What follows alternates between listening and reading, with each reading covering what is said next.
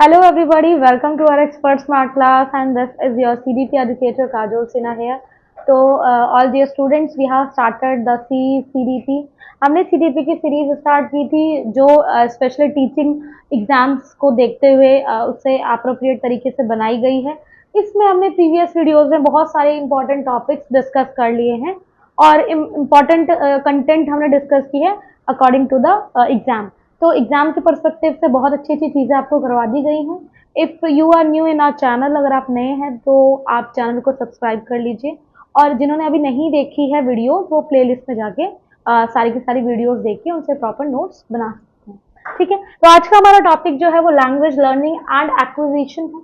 Language learning and acquisition का मतलब कि भाषा को कैसे समझा जा सकता है, उसे अर्जित कैसे किया जा सकता है और उसको सीखा कैसे जा सकता है, वो चीज़ें हम इस चैप्टर में पढ़ेंगे। तो बहुत सारे लोगों को कंफ्यूजन रहती है, इवन मैं आपको बताऊं ये सीडीपी का तो है ही इम्पोर्टेंट, बट ये बाकी जितने भी सब्जेक्ट्स हैं जो आते हैं टीचिंग एग्जाम्स में लाइक हिंदी, इंग्लिश, मैथ, तो उनकी पेडागोजी से रिलेटेड है।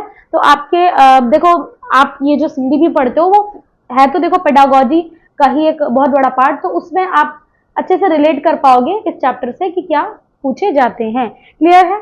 चलिए बढ़ते हैं हमारे टॉपिक की तरफ। अब एक बात कहें तो इसमें जो मेन पॉइंट्स है like it is a natural process, है ना, एक प्राकृतिक प्रक्रिया है ये, और कोई मतलब इसमें कोई फॉर्मल चीज की नीड नहीं होती। अगर मैं आपको बताऊं कि जैसे हमारी लैंग्वेज, ये देखिए, हमारी ना एक लैंग्वेज तो वो होती है जो हम अपनी फैमिली से सीखते हैं, लाइक हमारी जो मदर टंग है ना, मोस्टली हमारी फैमिली में क्या होता है, जो इंडिया की मोस्टली फैमिलीज है उसमें हिंदी मदर टंग होती है। क्लियर? और बाकी साउथ की फैमिलीज या आप थोड़ा सा ईस्ट में चले जाओ तो थोड़ा उनकी अलग अलग रीजनल लैंग्वेजेस है, वो एक अलग चीज है, बट हिंदी है नदन। अगर मैं जैसे नदन से हूँ तो नदन स्टेट्स में क्या है, हिंदी हमारी मदर टंग है। अब यहाँ पे अगर हम बात करें तो जो हमारी लैंग्वेज है, एक सेकेंड, ठीक है, जो हमारी लैंग्वेज है, एक तो वो लैंग्वेज जो हम अपने फैमिली से एक्वायर करते हैं और एक वो लैंग्वेज जो हम कहाँ से सीखते हैं, मोस्टली स्कूल से, बाहर के एनवायरनमेंट से। तो वो क्या होता है हमारा एक्विजिशन। एक्विजिशन में क्या होता है, यानी कि हम अगर बात करें तो इसमें हम कैसे करते हैं, अधिगम कैसे करते हैं इन चीजों का, लर्निंग और एक्विजिशन, वही आपको पढ़ना है। क्लियर? चलिए सबसे पहले हम देखें कि भाषा अधिगम और अर्जन में क्या डिफरेंस है। ठीक है, difference between learning and acquisition. तो अगर हम एक्विजिशन की बात करें, ठीक है, यहाँ पर अर्जन की यानी एक्विजिशन की बात करें तो एक जो बच्चा होता है वो अपने आसपास का जितना भी इन्वायरमेंट होता है और फैमिली, उसमें इस भाषा को सीखता है। कहने का मतलब क्या कि फैमिली में और थोड़ा सा आसपास के माहौल में जो चीज वो देखेगा, सुनेगा, उस चीज को एक्वायर करता है, ठीक है, अर्जित करता है। यानी कि कहने का मतलब क्या कि उस चीज को वो सीख रहे हैं। और इसमें और क्या कह सकते हैं हम कि दूसरों का इमिटेशन करता है। ठीक है, इमिटेशन करके यानी कि उसको अनुकरण करता है, तभी उसको वो सीखता है। क्लियर है? तो इसमें तो भाषा मतलब ये भाषा अर्जन के बारे में बताया गया है कि इस तरीके से वो एक्वायर कर रहा है। अब आगे देखेंगे कि कैसे लैंग्वेजेस में और आगे रोल प्ले करता है बच्चा। देखिए, it is a natural process. ठीक है, जो भी मदर टंग को एक्वायर करता है वो नेचुरली होती है। अब ऐसा थोड़ी होता है, देखो जब भी आप किसी बच्चे को देखते हो, देखो आप बच्चा अगर बिल्कुल हेल्दी है, सुन सकता है अच्छे से, तो वो जो सुनेगा ना, मोस्ट प्रोबेबिलिटी वही रहती है कि वो उन चीजों को इमिटेट करता है, बोलने की कोशिश करता है। जैसे शब्द वो सुनता है अपने कानों से, वैसे वो सेम दोहराने की कोशिश करता है। एक नेचुरल प्रोसेस है, मतलब ऐसा नहीं है कि आप उसे बहुत उसे बिठा के सिखा रहे हो। मोस्टली बच्चा बोलना सीख जाता है धीरे धीरे अक्षरों से, फिर वर्ड सेंटेंस वो सीखता है। नेचुरल है ये वाली चीज। ठीक है, अच्छा, जो लैंग्वेज वो स्कूल में सीखता है, स्कूल में मान लो उसको इंग्लिश पर ज्यादा एम्फेसाइज किया जाता है। अब जैसे ही बच्चा घर से एकदम उठ के इंग्लिश मीडियम स्कूल में डाला जाता है तो सबसे पहले उसके साथ जब इंग्लिश बोली जाती है उसको प्रॉब्लम आती है। तो इसलिए कहा गया है हमारे एनसीएफ में 2005 में कि बच्चे को कोशिश करें, स्कूल के टीचर्स और स्कूल का मैनेजमेंट, की जब आप स्टार्टिंग में उससे बात करें तो थोड़ा बहुत उसमें हिंदी का यूज करें, जिससे ना बच्चा जब हिंदी से इंग्लिश में आएगा तो उसको प्रॉब्लम ना हो। क्योंकि इंडियन फैमिलीज है तो स्टार्टिंग में देखो हिंदी ही बोलते हैं सबके घरों में, इंग्लिश तो एक एक्वायर्ड मतलब चीज है, मतलब इंग्लिश को तो सीखा गया है बाहर जाके। Is that clear? तो हिंदी हमारी जो है मदर टंग है और इसलिए नेचुरल प्रोसेस भी हम कहते हैं। अब इसमें एक चीज और, भाषा अर्जन की प्रक्रिया सिंपल है, ठीक है, बहुत मेहनत नहीं लग रही है इसमें, ठीक है, इसमें बहुत मेहनत या हार्ड वर्क नहीं करना होता, सिंपली बच्चा चीजों को सुन रहा है, सीख रहा है और उसको बोलने की कोशिश कर रहा है। तो ध्यान रखना ये सिंपल है और नेचुरल है, नेचुरल प्रोसेस हम कह सकते हैं इसको, ठीक है। इसमें ग्रामेटिकल कोई चीज नहीं चाहिए, ऐसा नहीं है कि आपको बहुत खतरनाक ग्रामर लगानी है, ठीक है, घर में बोल रहे हैं तो बच्चा सीख जाता है कि ठीक है ऐसे सेंटेंस बनते हैं। अब ऐसा थोड़ी होता है कि घर वाले बैठ के सिखाएंगे उसको कि बेटा इसमें ये ग्रामर तो सिखाई जाती है, स्कूल में तो चलता ही है इंग्लिश और हिंदी का ग्रामर, बट वो एक स्कूल लेवल की बात है जब बुकिश लेवल पे पढ़ना हो, बट घर पे जो एक नेचुरली हिंदी होती है वो बच्चा सुन के ही सीखता है, उसके लिए कोई वो पेपर पेन का यूज नहीं करता है, क्लियर, ठीक है।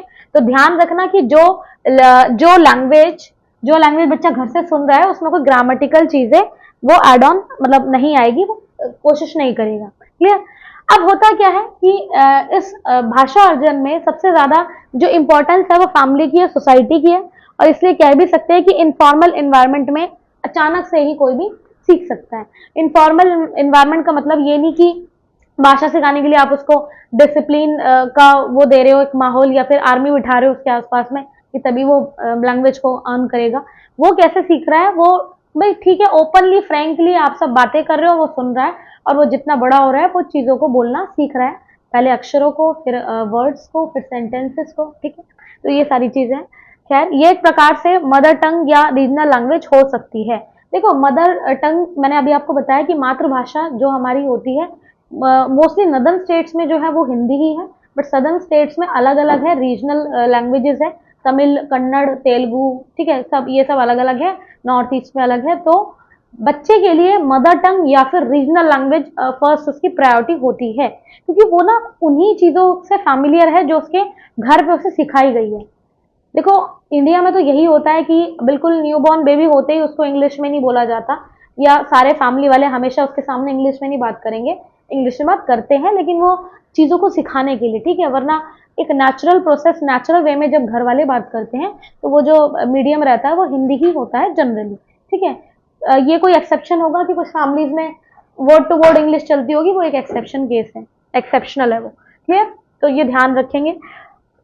अगर हम बात करें मदर टंग की तो हमारी एनईपी भी यही कहती है, ठीक है, एनईपी 2020 हम बहुत अच्छे से एनसीएफ 2005 ये दोनों टॉपिक में बहुत अच्छे से आपको डिटेल में एनालिसिस करके समझा चुकी हूँ।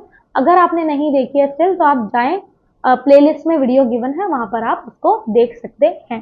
तो इम्पॉर्टेंट उन्होंने क्या बताया है एनसीएफ 2005 एंड एनईपी 2020 कि मदर टंग में ही बच्चों को प्राइमरी जो नॉलेज आप देते हैं वो कोशिश करें कि वो मदर टंग में ही हो, ठीक है। उसके बाद आप जो भी लैंग्वेज उसे सिखाना चाहें, इंग्लिश या जो भी अलग अलग लैंग्वेजेस आजकल चली है वो सिखा सकते हैं, ठीक है। तो एनईपी क्या कहता है, एनईपी भी कहता है और आरटीई 2009, आरटीई 2009 पे मैं जल्द ही आपको एक वीडियो में समझा दूंगी सारी चीजें। आरटीई यानी कि राइट टू एजुकेशन एक्ट कहता है कि क्लास 8 तक जो मदर टंग मतलब जो लैंग्वेज टीचिंग होनी चाहिए वो किसमें होनी चाहिए, मदर टंग में। यानी कि आप कुछ भी कोई भी सब्जेक्ट बच्चों को पढ़ाओ, जब उससे रिलेटेड आप कॉन्वर्सेशन करते हो तो फर्स्ट प्रायोरिटी टीचर्स को ये करना चाहिए कि उसकी फर्स्ट प्रायोरिटी उसकी मदर टंग को देनी चाहिए। अब इट डजेंट मैटर कि वो कहाँ से है, लाइक आपका अपॉइंटमेंट, अब साउथ रीजन जो है, अब केरला की लैंग्वेज अलग है, तमिलनाडु की अलग है, ठीक है ना। अब आप सपोज आपको हिंदी आती है लेकिन आप गए हो साउथ के स्कूल में किसी, और वहां पर आपने कहा कि बेटा आप जो है हिंदी में बात करना स्टार्ट करो या हिंदी में आपने पढ़ाना स्टार्ट करोगे, तो उन्हें ऑब्वियस सी बात है समझ नहीं आएगी। साउथ वाले के लिए देखो ध्यान रखना, साउथ वालों के लिए Hindi is a secondary language, उनकी प्राइमरी लैंग्वेज उनकी रीजनल होती है, ठीक है। रीजनल का मतलब कि जो भी उनका बोला जाता होगा उनके पर्टिकुलर स्टेट में तो वो उनकी मदर टंग होती है। जैसे तमिलनाडु की है तमिल, तो तमिल क्या होगी उनकी प्राइमरी लैंग्वेज, उसके बाद उनकी सेकेंडरी हिंदी होगी और फिर इंग्लिश, क्लियर है। तो इस तरीके से मदर टंग सबकी अलग अलग हो सकती है, बट ऑन एन एवरेज अगर हम पूरे इंडिया की बात करें तो वो जनरली हिंदी ही होती है। डन, चलिए। तो इसमें ये एक रिसोर्स का भी काम करती है, ऑब्वियस सी बात है, अगर आपके पास लैंग्वेज है तो आप रिसोर्स बन सकते हो। अब रिसोर्स का मतलब क्या कि जब किसी चीज को आप यूटिलाइज कर पाओ, तो हम अपने आप को देश के लिए रिसोर्स कैसे बना सकते हैं अगर हमारे पास लैंग्वेज है। हमारे पास एक प्रॉपर लैंग्वेज है और उस लैंग्वेज के थ्रू आप अपना नॉलेज ट्रांसफर कर सकते हैं या सामने वाले से नॉलेज ले सकते हैं। डन।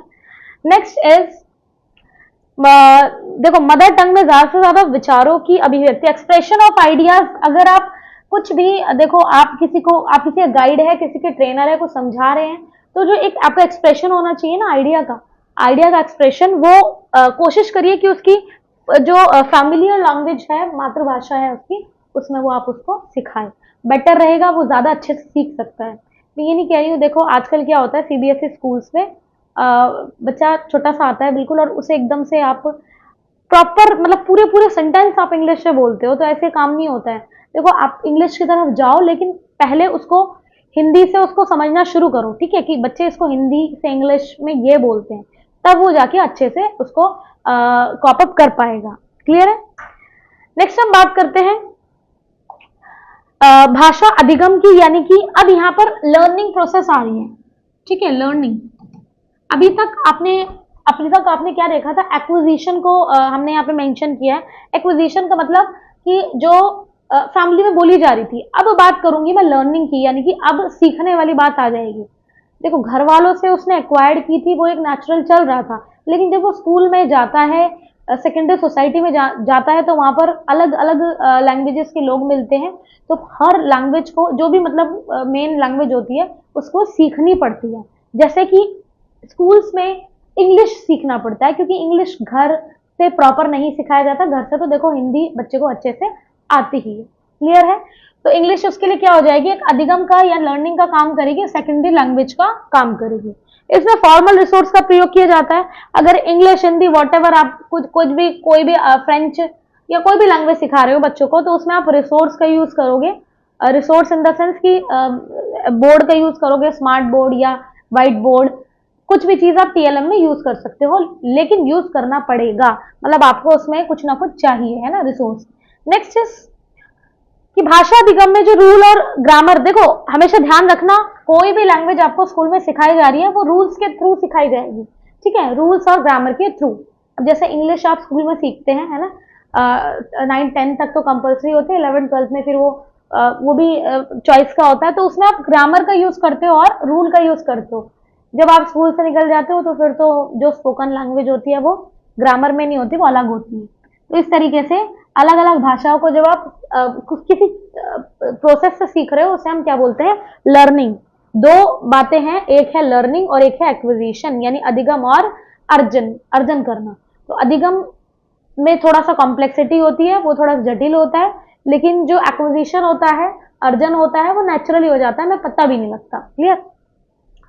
सेकेंड लैंग्वेज के नाम से या सेकेंडरी लैंग्वेज के नाम से हम इसको जानते हैं, किसको भला, जो भी आपकी मतलब आपके स्कूल में सिखाई जाती होगी लैंग्वेज, उसको आप as a secondary language treat करते हो। नेक्स्ट इज भाषा अधिगम विद्यालय में प्रारंभ होता है, ये मैंने आपको पहले ही बता दिया है कि स्कूल से आपका जो सेकेंड लैंग्वेज लर्निंग जो होती है वो स्कूल से स्टार्ट हो जाती है और फिर वो लाइफ टाइम चलती है। नेक्स्ट है भाषा अधिगम में बच्चों को प्रयास, एफर्ट डालना पड़ता है। एफर्ट तो डालना ही पड़ेगा ना, देखो जब कोई चीज उसे नहीं सिखाई जा रही है, जो उसने घर में नहीं सीखी, तो एफर्ट तो डालना पड़ेगा उसको। फिर बुक्स लगवाते हैं टीचर्स, नोटबुक्स होती है ना, होमवर्क, वो सारी चीजें बच्चा जो है फिर वो काम करता ही है। नेक्स्ट है, अरे जैसे आपका सब्जेक्ट्स होते हैं ना आपकी क्लास में, हिंदी, इंग्लिश, ये भाषाएं तो है, संस्कृत भी, देखो संस्कृत वैसे 8 तक होती है जनरली, तो संस्कृत बच्चे इतना करते भी नहीं है, लेकिन संस्कृत भी एक लैंग्वेज है, वो भी ग्रामर और रूल्स के थ्रू सिखाई जाती है, ठीक है। नेक्स्ट हम बात करें भाषा अधिगम में शिक्षक, विद्यालय, पाठ्यक्रम, पाठ्यपुस्तकें, मतलब क्या, भाषा को ना सीखने में, लर्निंग में ध्यान रखना, लर्निंग में बहुत सारे फैक्टर काम करते हैं, टीचर भी काम करता है, स्कूल भी काम करता है, सिलेबस, है ना, टेक्स्ट बुक्स, मेथड्स। देखो जैसी बुक्स होगी, जैसा टीचर होगा, जैसी चीजें होंगी, बच्चा फिर वैसे ही सीखता है। बहुत बहुत इंपॉर्टेंट रोल होता है इन 4-5 चीजों का ध्यान रखना, ठीक है। टीचर जिस भाषा में पढ़ाने की कोशिश करता है, बच्चा भी उसी चीज को फिर सीखना चाहता है। तो मेक श्योर कि आप जब बच्चे को कुछ भी पढ़ाए तो एक रोल मॉडल बने, उनके अच्छी चीजें सिखाए। नेक्स्ट है भाषा अधिगम में बोधगम्य निवेश। बोधगम्य निवेश समझ नहीं आ रहा होगा आपको, तो यहाँ पे कॉम्प्रिहेंसिव होता है, इसका मतलब कॉम्प्रिहेंसिबल, मतलब कि जैसे आपने इंग्लिश हिंदी में ना कॉम्प्रिहेंशन पैसेज देखे होंगे, है ना, कि मतलब बहुत बड़े बड़े पैसेज दिए होते हैं, उनको पढ़ना होता है और उनसे फिर रिलेटेड क्वेश्चन करने होते हैं। तो बच्चों को ऐसे मतलब ऐसे कुछ अपॉर्चुनिटीज उपलब्ध कराना जो उनकी भाषा से एक स्तर ऊपर हो। कॉम्प्रिहेंशन का मतलब क्या है, ये जरूरी भी है, मैं मानती हूँ कॉम्प्रिहेंशन हर चीज में जरूरी है, सिर्फ इंग्लिश और हिंदी में नहीं, क्योंकि पैराग्राफ को जब बच्चा पढ़ना खुद से पढ़ता है ना, तो वो दिमाग लगाता है क्वेश्चन को पढ़ के कि इसका आंसर हमें पैराग्राफ में से कैसे देना है। तो इम्पॉर्टेंट है हर सब्जेक्ट के लिए, भाषा के लिए तो खैर है ही बहुत ज्यादा इम्पोर्टेंट। आगे हम बात करते हैं। अब अगर हम क्वेश्चन को डील करें तो फर्स्ट क्वेश्चन इज भाषा अधिगम और अर्जन के बारे में कौन सा सही नहीं है। तो इसमें से आपको यू हैव टू चूज कि विच इज नॉट करेक्ट, है ना, सही नहीं है लिखा है, विच इज नॉट करेक्ट। इनमें से कौन सा सही नहीं है, तो थोड़ा क्वेश्चन को भी आप अच्छे से पढ़ना, एग्जाम में कभी कभी ये मिस्टेक्स हो ही जाती है। यदि अवसर और परिवेश दिया जाए तो सभी बच्चे अनेक भाषाएं सीख सकते हैं, वेरी गुड, है ना, ये तो है ही, अगर अपॉर्चुनिटी मिले तो बच्चे सीखेंगे। नेक्स्ट है, प्रथम भाषा दूसरी भाषा के अधिगम में व्यवधान डालती है, नहीं, कभी भी फर्स्ट लैंग्वेज दूसरी लैंग्वेज के लर्निंग में प्रॉब्लमेटिक नहीं, मतलब प्रॉब्लम्स नहीं क्रिएट करेगी, प्रॉब्लमेटिक नहीं होगी। भाषा अधिगम अर्थ से शुरू होना चाहिए और फिर उसके स्वरूप को समझने की बात होनी चाहिए, बिल्कुल सही है। प्रथम भाषा द्वितीय भाषा के अधिगम को समर्थित करती है, ये भी करेक्ट है, यानी कि सेकंड जो पॉइंट है वो प्रॉपर टोटली क्या है, वो इनकरेक्ट है, क्योंकि कभी भी मदर टंग जो होती है वो दूसरी लैंग्वेज को सीखने में कभी भी बाधा नहीं होती है, रुकावट नहीं होती है, ये ध्यान रखना। तो option number 2 will be correct, ठीक है। चलिए नेक्स्ट हम बात करेंगे सेकंड क्वेश्चन, ज्ञान की अचेतन स्वीकृति जहां सूचनाएं संप्रेषण के माध्यम से मस्तिष्क में एकत्र हो जाती है, उसे भाषा के किस रूप में जाना जाता है। अब चेतन का मतलब समझते हो आप, कि मतलब जो बिल्कुल हमारा ना, अब चेतन मन का मतलब अगर हम आपको बताऊं, अनकॉन्शियस।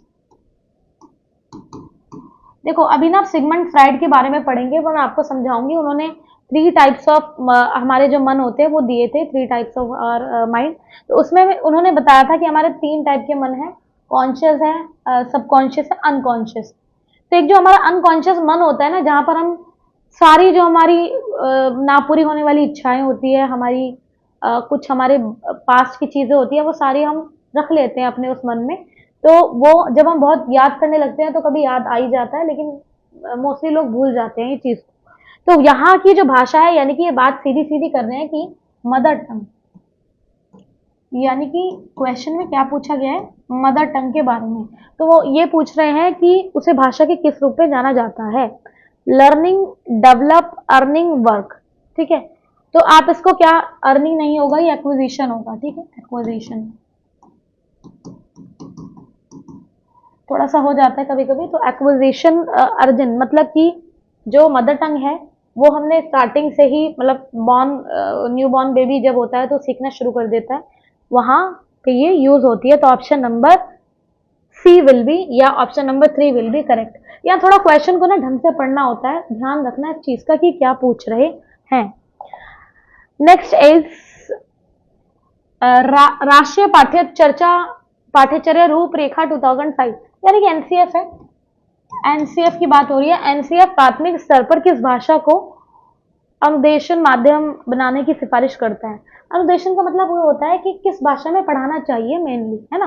तो ये एनसीएफ का जो है रूल है, मैंने आपको बताया था कि वो एम्फसाइज करता है मदर टंग को ही आगे ले जाने की। मदर टंग शुड बी, मतलब in mother tongue, language should be teach in mother tongue, कोई भी आप चीज सिखाओ मदर टंग में होनी चाहिए। तो ध्यान रखेंगे इसमें, option number 1 will be correct. Next हम बात करते हैं भाषा कौशल, लैंग्वेज स्किल की, ठीक है। लैंग्वेज स्किल इंपॉर्टेंट है, किसी भी लैंग्वेज को जब आप सीखते हैं तो 2 चीजें होती हैं, 2 कौशल, 2 स्किल्स हमारे अंदर होते हैं। एक होता है प्रोडक्टिव स्किल और दूसरा होता है रिसेप्टिव स्किल। प्रोडक्टिव स्किल का मतलब क्या होता है, थोड़ा सा समझ लो। प्रोडक्टिव मतलब कि मैं, मान लीजिए मैं आपको सिखा रही हूँ, तो मेरे अंदर जो होगा मोस्टली प्रोडक्टिव स्किल होगा। प्रोडक्टिव कैसे, मैं आपको लिख रही हूँ, ठीक है, मैं आपके सामने लिख रही हूँ, तो राइटिंग, और क्या कर रही हूँ, मैं आपके सामने बोल रही हूँ, तो स्पीकिंग, ठीक है। राइटिंग और स्पीकिंग में कर रही हूँ, मतलब यहाँ से मैं प्रोडक्ट जनरेट कर रही हूँ, बता रही हूँ आपको, समझा रही हूँ, प्रोडक्टिव हो जाएगा। और रिसेप्टिव में क्या आ जाएगा, रिसेप्टिव स्किल में ग्रहणात्मक, मतलब कि आप रिसेप्टिव स्किल्स लेके बैठे हुए हैं, मतलब आप क्या कर रहे हैं, रीडिंग कर रहे हैं और लिसनिंग कर रहे हैं, ठीक है। यानी कि आप पढ़ रहे हैं और सुन रहे हैं, मैं आपको क्या है बोल रही हूँ और समझा रही हूँ, लिख रही हूँ। तो रिसेप्टिव का ग्रहण मतलब जो ग्रहण करने वाले कौशल है वो ये है, और जो देने वाले क्वेश्चन है जिससे अभिव्यक्ति हो सकती है वो ये दोनों है। इसको अच्छे से कर लेना आप, ठीक है। एग्जाम में बहुत बहुत बार आता है ये वाला और लोग नहीं कर पाते हैं। जैसे कि बता दिया मैंने, बोलना, लिखना, सुनना और पढ़ना, ये दोनों हो जाएंगे रिसेप्टिव में, ठीक है। और ये हो जाएंगे किसमें, प्रोडक्टिव में। क्लियर है यहाँ तक। नेक्स्ट हम बात करते हैं भाषा शिक्षण के लिए आवश्यक 4 कौशलों, परस्पर एक दूसरे से अंत। देखो, अगर भाषा का आपको टीचिंग करनी है तो उसमें 4 हमारे तो कौशल जो आपने पढ़े हैं वो इंटरकनेक्टेड है। इंटरकनेक्टेड कैसे है, थोड़ा सा देख लो। जैसे कि मान लीजिए जिसको बोलने में प्रॉब्लम है उसका हो सकता है थोड़ा सा, मतलब जिसको सुनने में प्रॉब्लम है उसको बोलने में भी प्रॉब्लम आएगी, पढ़ने में प्रॉब्लम है, लिखने में प्रॉब्लम आती है, या जिसको कभी कभी लिखने में हो तो उसको पढ़ने में आ सकती है। तो ये चारों थोड़ा सा आपस में इंटरकनेक्ट करते हैं एक दूसरे से। नेक्स्ट हम बात करेंगे, भाषा के चारों कौशल सीक्वेंस में नहीं सीखे जाते। ये जरूरी नहीं है कि एक सीक्वेंस में ही सीखे जाए, ऑल्दो बहुत सारे हमारे साइकोलॉजिस्ट हैं जिन्होंने अलग अलग बातें कही हैं। कुछ साइकोलॉजिस्ट ने ये बोला है कि पहले जो एक न्यूबॉर्न बेबी होता है वो सुनता है, फिर बोलता है, फिर पढ़ता है, लिखता है ना। लेकिन ऐसा नहीं है, कोई सीक्वेंस नहीं होता, सबका चेंज होता है डिफरेंस के अकॉर्डिंग। सभी एक साथ सीखे जाते हैं। जैसे जो बच्चा होता है वो सुनने के साथ साथ बोलना भी सीखता है, ठीक है। और पढ़ने के साथ साथ वो क्या सीखता है, लिखना भी सीख जाता है। क्लियर है। नेक्स्ट इज, अब रीडिंग के क्या टाइप होते हैं, रीडिंग के कुछ प्रकार बचे हैं। रीडिंग के कुछ प्रकार बचे हैं जैसे कि स्किमिंग रीडिंग। स्किमिंग रीडिंग क्या होती है, स्किमिंग में ना एक चीज समझना कि जब जो रीडर होता है वो क्या करता है, कंटेंट का मतलब कुछ भी पढ़ रहा होता है रीडर, तो वो जो सेंट्रल पॉइंट है उसको समझने की कोशिश करता है। जैसे कि अगर मैं न्यूज़पेपर की बात करूं तो जब मॉर्निंग का फ्रेश न्यूज़पेपर पढ़ते हैं, फ्रेश न्यूज़पेपर जब आप पढ़ते हैं तो उसमें आप ना ये थोड़ी ना देखते हैं कि न्यूज़पेपर में आप सभी कुछ पढ़ेंगे। आप अपने मतलब की मेन चीजें पढ़ लेते हो, हेडिंग पढ़ लेते हो, या आप फटाफट से रीड करके मेन सेंट्रल पॉइंट पे आप जाते हो कि क्या मतलब मेन खबर है न्यूज़पेपर में। वरना न्यूज़पेपर में तो बहुत दुनिया भर की खबरें हैं, तो आप क्या पढ़ते हो उसमें, एकदम मेन एसेंस खोजते हो, ठीक है। न्यूज़पेपर में उस चीज का एसेंस खोजते हो। तो यहाँ पर आपकी स्पीड लो होती है या स्लो, अक्सर जो ऐसा करते हैं उनकी स्पीड हमेशा इसमें हाई जाती है। क्लियर है, ठीक है। तो ये सारी चीजें हैं, ध्यान रखिएगा, ठीक है। न्यूज़पेपर पढ़ना, उसके बाद आता है स्कैनिंग रीडिंग। स्कैनिंग का मतलब तो आप समझते हो ना कि जब किसी स्पेशल इंफॉर्मेशन को हमने देखना हो, मान लीजिए आपके सामने पूरा पैराग्राफ गिवन है। अब चलिए एग्जांपल ले लेते हैं, कंप्रिहेंशन ले लो आप। कंप्रिहेंशन जैसे आता है लैंग्वेजेस में, तो जब कंप्रिहेंशन आता है तो उसमें सबसे पहले थोड़ा सा देखना पड़ता है, पैराग्राफ को रीड वीड करो अच्छे से। और जब उसमें मल्टीपल क्वेश्चंस गिवन होते हैं तो हमें क्या करना होता है, यानी कि जिसका भी पेपर है वो क्या करेगा, क्वेश्चंस के आंसर को ढूंढने की कोशिश करेगा। यानी कि जैसा क्वेश्चन पूछा है उसका पर्टिकुलर आंसर वो फटाफट से फाइंड आउट करता है, स्पेशल इंफॉर्मेशन निकालने की कोशिश हो रही है। तो आप क्या कह सकते हो कि फिर इसमें भी स्पीड क्या हो जाएगी, देखो इसमें भी स्पीड दोनी जाएगी, स्पीड तो इसमें भी हाई रहेगी। क्लियर है। तो स्कैनिंग रीडिंग में स्पीड हाई, स्किमिंग रीडिंग में भी जो स्पीड है वो हाई रहेगी। बस स्किमिंग और इसमें क्या डिफरेंस है, स्किमिंग में सेंट्रल पॉइंट होगा और स्कैनिंग में क्या होगा, स्पेशल इंफॉर्मेशन पे सेंटर आउट किया जाएगा। क्लियर है इतनी बात। चलिए नेक्स्ट हम बात करते हैं इंटेंसिव रीडिंग। इंटेंसिव का मतलब कि किसी चीज को बहुत इंटेंसली पढ़ रहे हो, बहुत बहुत ध्यान के साथ पढ़ रहे हो, है ना। तो जैसे होते हैं ना कुछ लोग कुछ बुक्स को बहुत अच्छे से पढ़ते हैं, तो वो सारी चीजें यहाँ आ सकती है। टाइम टेकिंग प्रोसेस है ये, है ना, इसमें थोड़ा टाइम ज्यादा लगता है। और हर वर्ड को जो इंसान है जब ये इंटेंसिव रीडिंग करता है तो हर वर्ड पे थोड़ा ज्यादा फोकस करेगा और उसका मीनिंग निकालने की कोशिश करता है, ठीक है। That is called what, intensive reading. Next है एक्सटेंसिव रीडिंग। एक्सटेंसिव में क्या होता है कि स्पीड बहुत तेज रहेगी और थोड़ा सा ना हर वर्ड को नहीं पढ़ा जाएगा, थोड़ा उनको स्किप कर दिया जाएगा, ठीक है। तो ये चीज किस में आ जाएगी, एक्सटेंसिव लर्निंग में, एक्सटेंसिव रीडिंग, ठीक है। नेक्स्ट हम बात करते हैं, अब हम बात करेंगे अप्रोच के बारे में, यानी कि जो लिखना होता है स्पेशली, है ना, तो इसमें हम क्या प्रोसेस अप्रोच हमारा रह सकता है, राइटिंग का अप्रोच क्या रहना चाहिए, वो अभी हम देखने वाले हैं। जैसे कि ये जो प्रोसेस होता है, ये बच्चों में लेखन कौशल के विकास के लिए लेखन का प्रक्रिया उपागम, मतलब ये देखो मैं आपको सिंपल बता दूं क्या है। इसमें बच्चा जो है ना वो सिक्वेंशली क्या करता है, लिखते हुए ही लिखना सीखता है। कहने का मतलब क्या है कि बच्चे को इसमें लिखने के मीडियम से ही उसको लिखना सिखाया जा रहा है ना, राइटिंग के माध्यम से ही उसको राइटिंग सिखाई जा रही है। जैसे कि अब डिक्टेशंस होती है हमारी, तो डिक्टेशंस जब टीचर बोल रहा होता है और बच्चा लिखता है, तो वो क्या कर रहा है, डिक्टेशन को लिख रहा है ना सुनकर, तो लिखना सीख रहा है, बेसिकली लिख भी रहा है और लिखने के थ्रू ही वो लिखना सीख रहा है। समझ गए? तो ये होता है लिखने का एक प्रोसेस अप्रोच, और ऐसे ही राइटिंग में फिर इंसान आगे अच्छा बन जाता है। ठीक है, इसको देखो हिंदी में लिखा हुआ है लिखने के द्वारा लिखना सीखना। ठीक है, बता दिया मैंने आपको इंग्लिश हिंदी दोनों में कि लिखने के थ्रू ही वो लिखना सीख रहा है। नेक्स्ट इज, अब इसमें ना कुछ प्रोसेस होती है, मतलब राइटिंग की भी कुछ प्रोसेस है। वो क्या है, लिखने से पहले सबसे पहले ना एक विचार विमर्श, यानी कि पूरा मंथन कर लो, पूरा अच्छे से इंटेंसिव थिंकिंग करो कि क्या हमें लिखना है, किस टॉपिक पर लिखना है, वो आप पहले अच्छे से सोचेंगे। उसके बाद आप उसकी ड्राफ्टिंग करेंगे माइंड में। ड्राफ्टिंग का मतलब क्या होता है कि एक ना आप लिखने से पहले एक रफ ड्राफ्टिंग कर रहे हैं अपने माइंड में कि हमें क्या लिखना है, किस बारे में और किस पैटर्न पे लिखना है, पैटर्न क्या होना चाहिए। उसके बाद आप उस चीज को दोहराएंगे, लिखने के बाद रिपीट करेंगे, और अगर कोई गलती हुई तो उसको आप रिकरेक्ट करेंगे। ठीक है, और फाइनली आप उसको संपादन, यानी कि अपने लिखे हुए चीज को फिनिश करेंगे और उसको फिर सबमिट कर देंगे, या फिर आप खुद से ही उसको चेक कर सकते हैं। समझ में आई बात? तो ये था क्या, ये था पूरा प्रोसेस राइटिंग का। चलिए आगे बात करते हैं। एक क्वेश्चन है इसके ऊपर, निम्नलिखित में से कौन सी भाषा कौशल के शिक्षण हेतु सबसे उपयुक्त एक्टिविटी है। अगर किसी को लैंग्वेज स्किल सिखानी, किसी की लैंग्वेज स्किल अच्छी करनी है, ठीक है, लैंग्वेज स्किल, तो लैंग्वेज स्किल अच्छी करने के लिए क्या करना चाहिए, उसको स्टोरी पढ़नी चाहिए कक्षा में, एक सेकेंड, उसको क्लास में रोल प्ले करना चाहिए, डिबेट करना चाहिए, या फिर लेक्चर देना चाहिए। तो इसमें मेनली जो रहेगा वो रहेगा क्लास में रोल प्ले करना। Role play will be the important part, ध्यान रखना। रोल प्ले करके क्या होता है एक्चुअली, जैसे मान लो किसी लैंग्वेज में दे दिया गया है कि आप इसका कैरेक्टर इंग्लिश में ही बोलेंगे, तो बच्चा फिर ना अपने अपने जो वो होते हैं डायलॉग्स होते हैं वो इंग्लिश में याद करेगा, बोलने की कोशिश करेगा और सीखने की कोशिश करता है। तो option number 2 will be totally correct. बात करते हैं नेक्स्ट क्वेश्चन की।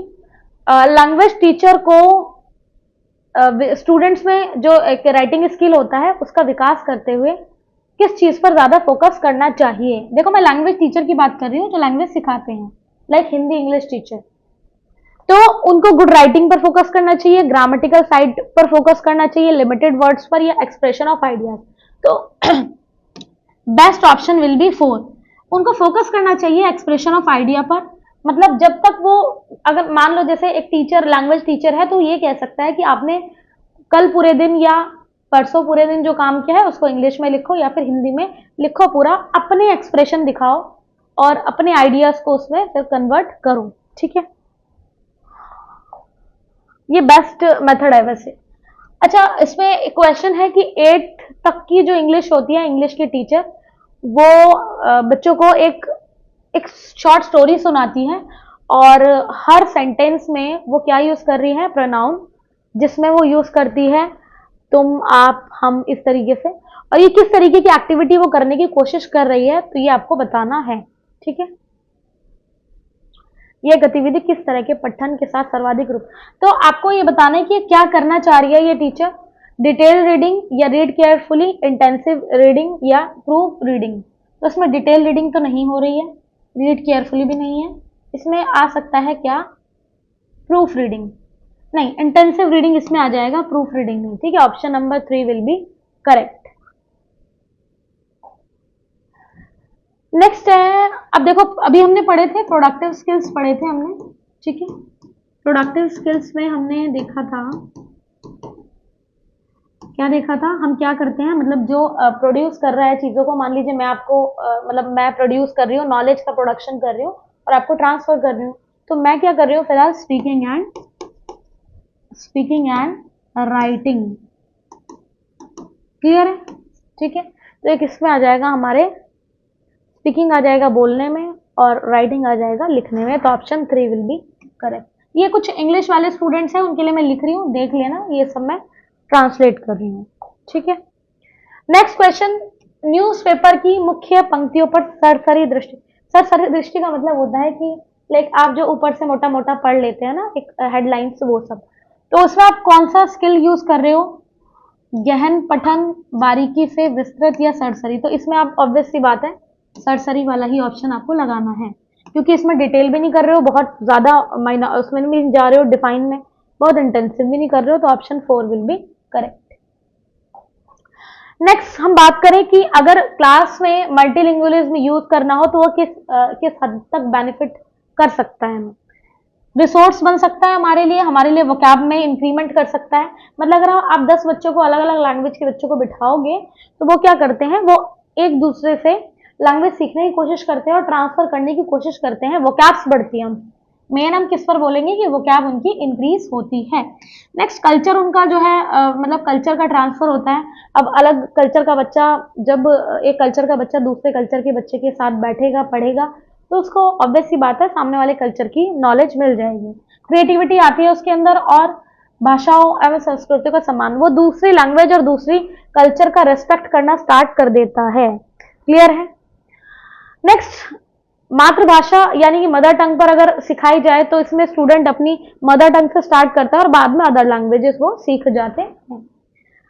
तो मैंने आपको देखो पहले भी चैप्टर्स में बताया था कि जो 3 रूल्स का, मतलब 3 लैंग्वेजेस का एक रूल है, उसमें क्या है, फर्स्ट वन मैंने आपको बताया कि हिंदी है, क्योंकि नदर्न स्टेट्स के में मोस्टली क्या बोली जाती है, नदर्न स्टेट्स में हिंदी मदर टंग है। सेकेंड वन हमारे लिए हो सकती है इंग्लिश, एंड थर्ड वन अगर आप कोई विदेशी लैंग्वेज बोलनी चाहे तो साउथ के लिए हिंदी नहीं रहेगी, रीजनल लैंग्वेज होगी। ठीक है, उसके बाद हिंदी हो सकता है and then English can be take. ठीक है, तो 3 लैंग्वेज का ही रूल आप याद रखना, क्योंकि एनसीएफ भी यही बोलता है।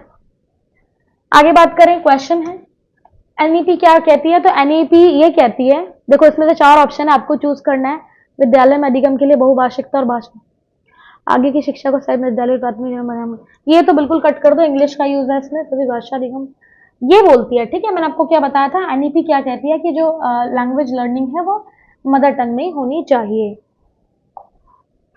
चलिए लास्ट क्वेश्चन है हमारा, एक बच्ची होती है, वो स्कूली जो एजुकेशन है, स्कूलिंग अपनी वो मदर टंग में शुरू करती है और हाई स्कूल तक वो, और उसमें बहुत सारी लैंग्वेजेस ऐड होने लगती है, तो इस मेथड को क्या बोलेंगे, मतलब बच्ची शुरू में तो मदर टंग में बात करती है, 10th क्लास में वो अलग लैंग्वेजेस सीख जाती है, तो ये प्रोसेस क्या है, मातृभाषा प्रथम नीति, भाषा नीति के रूप में मातृभाषा, मातृभाषा। ठीक है, ये यानी कि मदर टंग पे वो, उसने मदर टंग के अकॉर्डिंग क्या सीखी है, मदर टंग बेस्ड बाकी सारे लैंग्वेज को सीख लिया है अच्छे से। तो ये बहुत इंपॉर्टेंट टॉपिक था, कई बार इसमें से क्वेश्चन देखने को मिल जाते हैं, सीटेट, यूपीटेट, एमपीटेट, अलग अलग थ्रेड्स में ये आ जाता है। ठीक है, तो बने रहिए इसी तरीके से हमारे साथ, और हमारे चैनल पे आपको सारे सब्जेक्ट्स की वीडियो प्रोवाइड की जा रही है, तो अपनी तैयारी को बेहतरीन बनाओ, कोई भी वैकेंसी आती है टीचिंग से रिलेटेड फिल करते रहिए, और सीडीपी मैं आपको करवाई रही हूँ, बाकी सारी चीज़ें भी देख रहे हैं,